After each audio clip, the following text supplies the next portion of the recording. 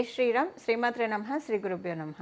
2024 సంవత్సరం ఆగస్టు మాసం 11వ తారీఖు నుంచి 2024 సంవత్సరం ఆగస్టు 17వ తారీఖు వరకు ఈ వారం యొక్క వార ఫలితాలు ఈ ద్వాదశ రాశుల వాళ్ళకి అలాగే ద్వాదశ లగ్నాల వాళ్ళకి ఎలా ఉండబోతుంది ఈ వారము, దీనికి సంబంధించిన గ్రహదేవతల సంచారం మొదటగా మనం చూద్దాం.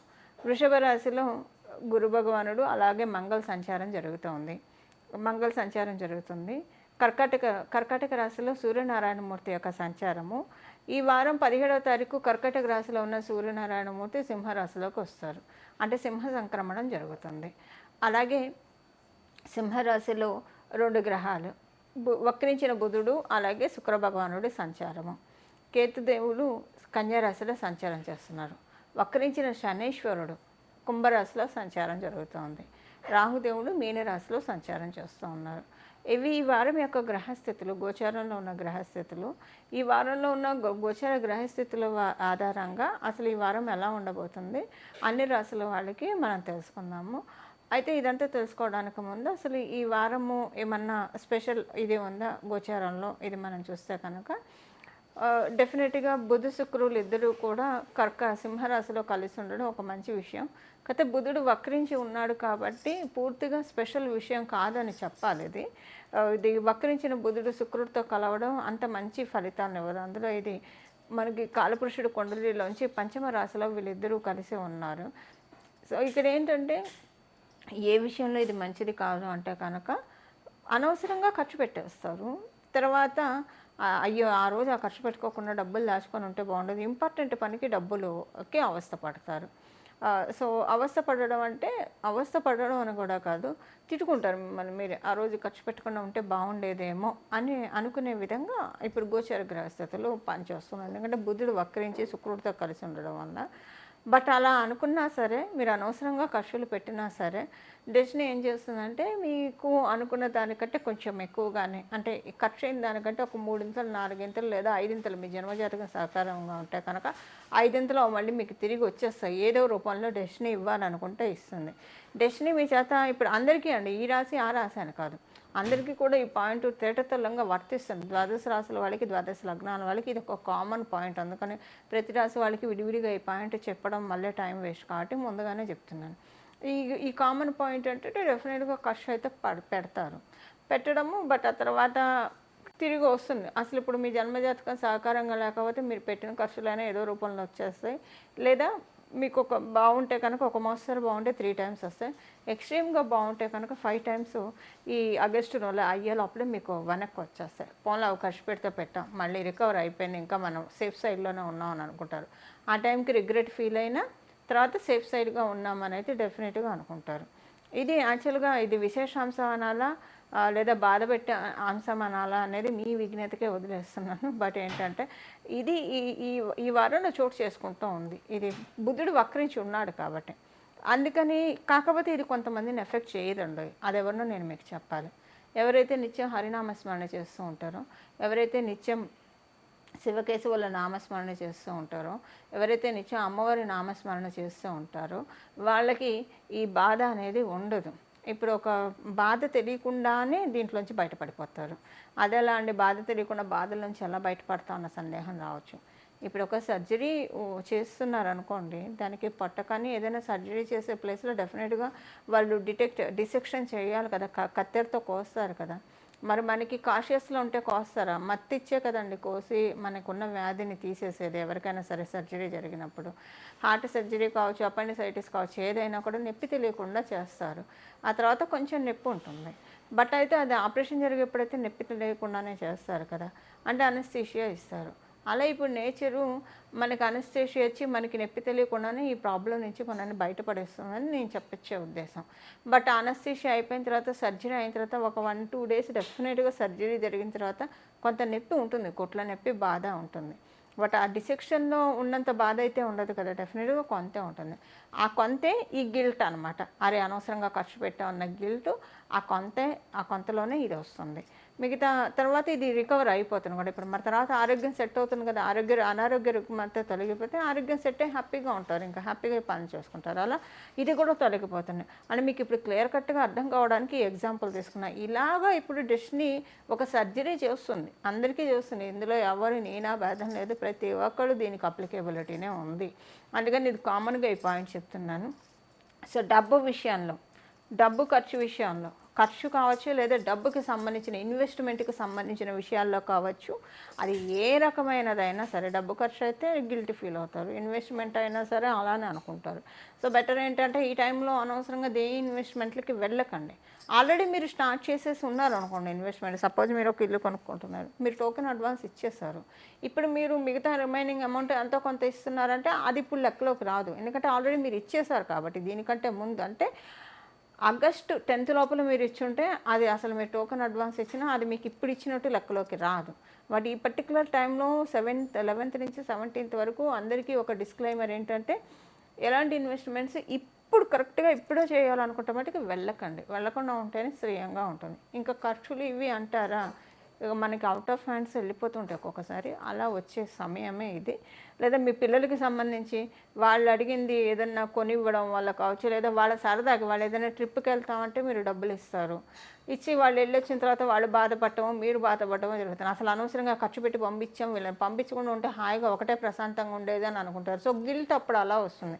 సో గిల్ట్ అనేది రకరకాలుగా వస్తుంది, దానికి మూలం డబ్బు అవుతుంది. అది ఏ రకం అనేది మీ జన్మజాతకాన్ని బట్టి ఆధారపడి ఉంటుంది. మీ బేసిక్గా మీ జన్మకుండలిలో ఉన్న గ్రహ విశేషాంశాలను బట్టి ఆధారపడి ఉంటుంది. బట్ ద్వాదశ రాశుల వాళ్ళకి, ద్వాదశ లగ్నాల వాళ్ళకి డబ్బుకి సంబంధించిన ఒక గిల్ట్ ఉంటుంది. ఇప్పుడు మనం ఒక్కొక్క రాశి వాళ్ళకి ఎలా ఉంది ఈ వారం అన్న విషయాన్ని మనం పరిశీలిద్దాం. మిథున రాశిలో పుట్టిన వాళ్ళకి, మిథున లగ్నంలో పుట్టిన వాళ్ళకి ఈ వారం మొదటి రోజు చాలా హ్యాపీగా ప్రశాంతంగా వెళ్తుంది. మొదటి 2 రోజులు కూడా చాలా హ్యాపీగా ప్రశాంతంగా వెళ్తుంది. ఆ తర్వాత కూడా మీకు యాక్చువల్గా ఈ వారము 4 రోజులు 5 రోజులు కూడా చాలా బాగా ఉంది. మధ్యలో ప్రత్యేకించి మొదటి 2 రోజులు విడిచేసి తర్వాత 2 రోజులు చాలా హ్యాపీగా అనిపిస్తుంది. ఫ్యామిలీతోటి చాలా మంచి మూమెంట్స్ మీకు ఉంటాయి. అలాగే మీకు ఫ్యామిలీతోటి మీరు బయట వాళ్ళతోటి కూడా ఒకే సమయంలో చాలా మంచి మూమెంట్స్ మీరు ఎంజాయ్ చేయగలుగుతారు. అలానే మీరు కొన్ని మంచి కమ్యూనికేషన్స్ వింటారు, కొన్ని ముఖ్యమైన విషయాలు తెలుసుకుంటారు. ఈ ముఖ్యమైన విషయాలు మీ జీవితానికి సంబంధించింది కావచ్చు, లేదా మీ పిల్లల జీవితానికి సంబంధించిన విషయాలు, కొన్ని ముఖ్యమైన నిర్ణయాలు తీసుకోవడము లేదా వినడము, ముఖ్యమైన విషయాలు అది మీకు ఫేవరబుల్గా ఉండే విధంగా వినడము, ఇలా ఏదైనా ఒకటి చోటు చేసుకుంటుంది. అలాగే ఈ వారం చివరిలో మీకు ఇంట్లో మీ తల్లిగారితోటి కొంచెం మనస్పర్ధలు, చికాకులు ఉండడానికి ఛాన్స్ ఉంది, లేదా మీ తల్లిగారి యొక్క ఆరోగ్యం కొంచెం ఇబ్బందులు పాలయ్యే ఛాన్స్ ఉంది. ఈ రెండిట్లో ఏదైనా ఒక పాయింట్ అయితే వర్తిస్తుంది. మీరు కనుక వర్క్ ఫ్రమ్ హోమ్ చేసేవాళ్ళైతే ఈ వారాంతంలో మీరు చేసే వర్క్ని 1-2 సార్లు కొంచెం చూసుకోవాలి. అలాగే మీరు వ్యాపారస్తులైనా ఇంట్లోంచి మీ వ్యాపార కార్యకలాపాలను సాగిస్తూ ఉన్నా కూడా మీరు కూడా కొంచెం చూసుకోవాలి. ఎందుకంటే ఇది ఇంట్లోంచి వర్క్ చేసే వాళ్ళకే ఈ పాయింట్ వర్తిస్తుంది, కానీ అందరికీ వర్తించదు ఈ పాయింట్. ఇదొకటి. ఈ మిగతా అన్ని విషయాలు అంటే ఉద్యోగస్తులకి మనం అంత బాగుంది, ఉద్యోగస్తులకి చాలా మంచి శుభ సమయం, ఎలాంటి ఇబ్బంది లేదు. వ్యాపారస్తులకి కూడా అంతే మంచి శుభ సమయం, ఎలాంటి ఇబ్బంది లేదు. మరియు విద్యార్థులకి కూడా మంచి శుభ సమయము. ఇవి ఈ వారం యొక్క గోచర గ్రహస్థితుల ఫలితాలు మిథున రాశి అలాగే మిథున లగ్నంలో పుట్టిన వాళ్ళకి. ఏం పరిహారం చేసుకోవాలి? నేను ఇందాకే చెప్పాను మీకు స్టార్టింగ్లోనే. ఎవరైతే హరినామస్మరణ చేస్తూ ఉంటారో నిత్యము మనసులో, వాళ్ళ పనులు చేసుకుంటూనే హరినామస్మరణ చేస్తూ ఉంటారు. ఇప్పుడు మనం ఇప్పుడు మాట్లాడుతూ ఉంటాం, ఏదైనా ఆఫీస్ వర్క్ చేసుకుంటాం, లేదా ఏదైనా పనులు చేస్తుంటాం. మన మనసు ఎప్పుడైనా ఖాళీగా ఉంటుందా చెప్పండి? ఏదో ఒకటి ఆలోచిస్తూనే ఉంటుంది కదా. మనం పడుకునేప్పుడు తప్పించి, మనకి నిద్ర పట్టినప్పుడు తప్పించి విడిగా మనసు ఏదో ఒక ఆలోచన చేయకుండా ఎవ్వరికీ ఉండదు కదా. ఆలోచన ఏదో భగవంతుడి గురించి ఆలోచించండి, చాలా మంచిది. పుణ్యం పురుషార్థం 2 వస్తాయి. ఇప్పుడు ఈ టైంలో చేయాల్సినదే. మేము భగవంతుడు జపం చేస్తే మా పనులు ఎవరు చేస్తారన్న మాట మటుకు అనకండి. మనసులో జపం చేసుకోండి. దానికి మీరేం టైం కేటాయించక్కర్లా. మీరు ఏ పని చేస్తున్నా మానసికంగా జపం చేసుకోవచ్చు. మనసులో జపం చేసుకుంటూ మీ దైనందిన జీవితంలో మీకు మీ బతుకు గడవడానికి కావాల్సిన పనులు చేసుకుంటూ వెళ్ళిపోవచ్చు చక్కగా. అలా చేస్తూ ఉంటే ఈ స్క్రాప్ మైండ్లోంచి తొలగిపోతుంది. అది కూడా మంచిదే కదా! హాయిగా మనసు ప్రశాంతంగా ఉంటుంది. ముందు నిర్మలంగా ఉంటుంది, ప్రశాంతంగా ఉంటుంది, హ్యాపీగా ఉంటుంది. లేదంటే ఈ ఆలోచన మన మనసు ఉందండి పెద్ద కోతి. పిచ్చి పిచ్చి ఆలోచనలను తెచ్చిపెట్టి మన మనసుని, మన మానసిక ఆరోగ్యాన్ని, తద్వారా శారీరక ఆరోగ్యాన్ని పాడు చేయడంలో దీనికంటే వైటల్ రోల్ ఎవ్వరూ ప్లే చేయలేరు. మన మనసే మనకి శత్రువు ఫస్ట్. అందుకే శత్రువులు ఎక్కడో ఉండరు, మనలోనే ఉంటారని పెద్దవాళ్ళు చెప్తూ ఉంటారు. దానికి ఇప్పుడు మన అవకాశం ఇవ్వకుండా ఉండడానికి ఇది చాలా మంచి ఉత్తమ సమయం అండి. ఏంటంటే అది అన్ని వేళలా ప్రాక్టికల్‌గా సాధ్యం కాదు. ఏదో ఒక ఆలోచనలు వస్తుంటాయి. సపోజ్ కొంతమందికి ఏంటంటే వాళ్ళ చుట్టూ ఉన్న వాళ్ళు ఎలా ఇబ్బంది పెడతారంటే వాళ్ళకి పడుకున్నా, కూర్చున్నా, లేచినా అవే ఆలోచనలు వస్తాయి. ఎంత పొమ్మన్నా పోవు. ఎందుకంటే వాళ్ళు జరిగిన హర్టింగ్ అలా ఉంటుంది కాబట్టి. ఇప్పుడు కాకపోతే ఇప్పుడు గిల్ట్ పాయింట్ నేను ఇందాక చెప్పాను కదా! దాన్ని నివృత్తి చేసుకోవడానికి ఒకటే ఒక సింపుల్ రెమెడీ దైవనామస్మరణ. మీరు నమో భగవతే వాసుదేవాయ అంటారా, నమఃశివాయ అంటారా, శ్రీమాత్రే నమః అనుకుంటారా, లేదా శ్రీ గురుదత్త, జై గురుదత్త, శ్రీదత్త శరణం అని అనుకుంటారా, మీరా దక్షిణామూర్తియే నమః అనుకుంటారా, ఏ నామమైనా సరేనండి.